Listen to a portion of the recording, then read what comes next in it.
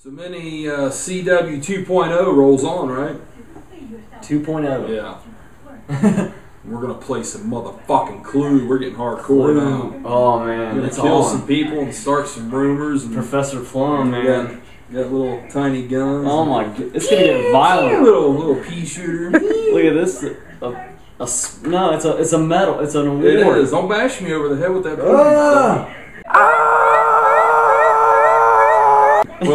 Oh look, this is fitting for me. An axe. Oh. And get the murder collection look. There's even a weight in here. It's pretty heavy. So we're gonna take a shot. A shot. Chars. You gonna be in on this, Slim? Oh, sure.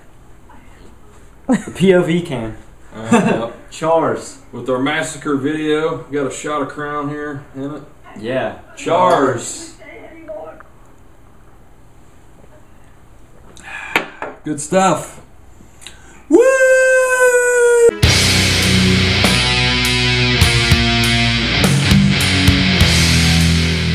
Hello guys, welcome back to Mini Cinema Wasteland 2.0, and today we're going to be talking about a movie from, well, it said it was released in 2010, but I don't know, man. I think it was released now because it was on demand. We found it right on now. demand, and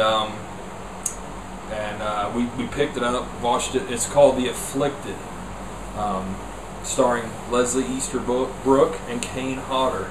Yeah. Yeah. So you want to tell a little bit about the story? Yeah.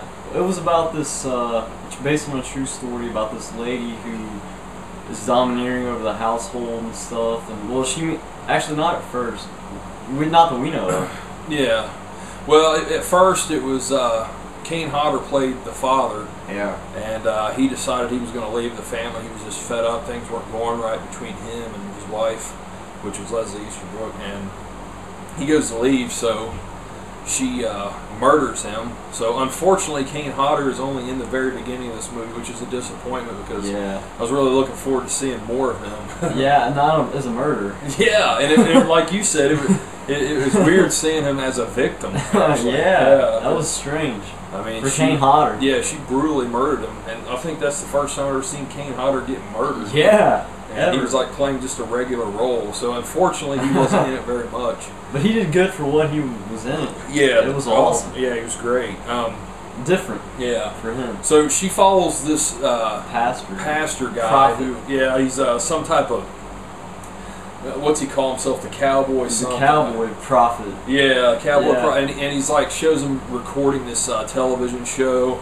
And he's talking about, oh, our prophet, we really need your help. Our costs are really high and all this stuff. Typical religious, people seeking out your money. Yeah. And then when it's over, he talks about how I need to get a new fucking job. Yeah. So, yeah, it's pretty funny there. Oh yeah. But yeah, she gets to be. I'm not even sure of the names. Are you sure of any of their names? Yeah, any of them. No, I'm not. Yeah, I don't know. But anyway, Leslie Easterbrook, she gets to be an alcoholic, and she just becomes really abusive with them. She has 4 kids. She has 3 girls and a boy. Yeah. And she just starts abusing them. Yeah. From taking the words of this pastor and twisting them.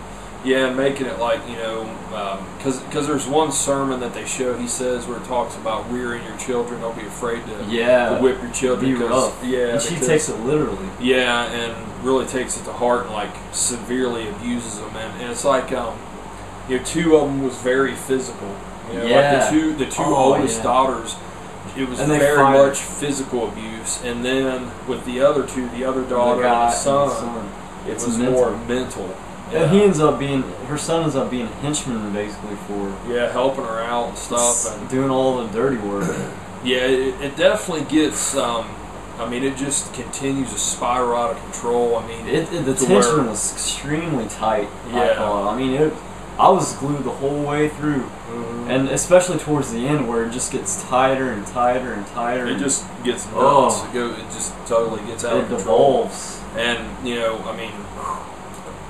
deaths happen and everything, man. It just gets really crazy and insane. continues to get crazy. And Yeah, I mean, you know, I don't know anything about this movie at all before we saw it today. We just happened to be looking around on demand and saw Kane Hodder. It sounded interesting, too. Leslie Easterbrook, yeah. Based on a true story. Yeah, that's what I'm wondering. Like, I'm wondering what story this was based on. You can check out The Afflicted on IMDb and then link to all of what the really true story is. Yeah, because we didn't do any research, you know, going into this review. But it's gotta be. I know it's gotta be. I'm sure it's based off of something that happened. Yeah, I mean, I wonder if it's very true or if it's loosely based. That's I mean, what I'm anymore find when out. you see something like that, you never know until you really look into it. But yeah, I mean, regardless of the movie, was awesome. what movie did you say it was? The Girl Next Door. Yeah, a lot. Definitely you can see a was. lot of similarities. I mean, I think this movie gets more extreme than that one, but. Yeah. But I still feel that The Girl Next Door it made me feel worse. Like it felt more disturbing to me. Like I guess it was just better done, you know. But then again, you know, this movie was really well done, and it did have an extremely low budget. I mean, you could tell, you know, just the way it was shot, the look of it and everything. But, you know, we talked about this during the film, like, it didn't suffer from that. Like, no, it helped. Not at all. It didn't hamper the movie whatsoever. Like, you know, you didn't feel like, well, it could have had better production values. It was excellent for as low budget. Yeah, even the effects and were stuff. amazing. And top notch for the low budget. It did. I wonder who did the effects. I'll have to look into that. Yeah. It did it really good. Yeah, all around it was excellent. The score was awesome too. Yeah, it was. It was really good. Really set the mood. And it was atmospheric too. It was, man. And you know, at the beginning, me and him were both kind of looking at each other because you know Leslie Easterbrook. We're not big fans of her. I mean, personally, I think you know I love The Devil's Rejects, but I think she's the one sore spot in that movie. I mean, especially the jail cell scene. We both, See you in fucking hell! Yeah, it's ridiculous. Oh man, I can't stand that. She's way overdone. And she started to act like real over the top like this. Yeah, I mean it really was. Just about. But she toned down too. It did. It's weird, man, because like halfway through the film, she I think takes a turn as she gets more fucked up and more drunk in the film. She just goes down. You're right, man. I mean, she really toned it down. It's and good. It was better. I mean, it works better. Like, damn.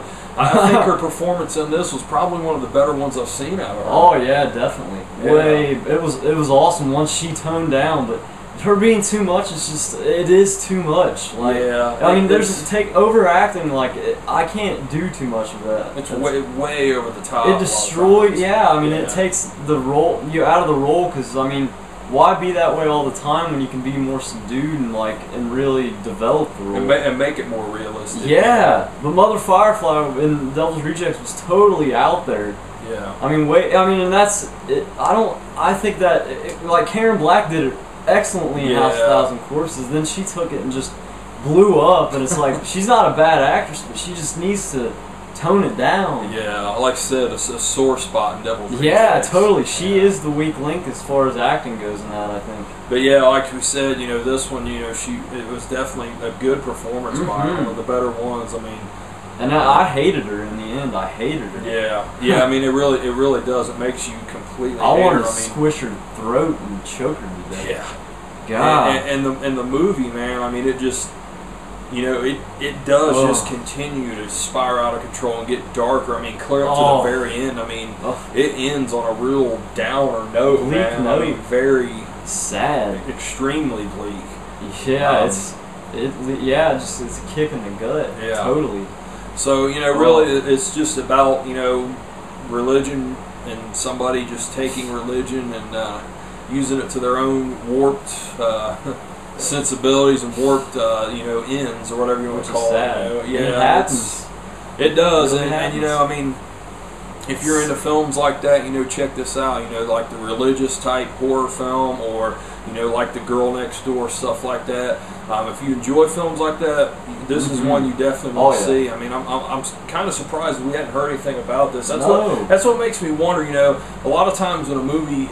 You know, it takes it a while to get them to come out, independent film. So I'm wondering if this was just shot in 2010 and just now coming out. I don't know. I mean, yeah, that happens. And maybe they just put that date, that year 2010, because I haven't heard jack shit about this. And I mean, nothing. I mean, either good or bad. I'm surprised I haven't heard anything. No, at all. Me neither.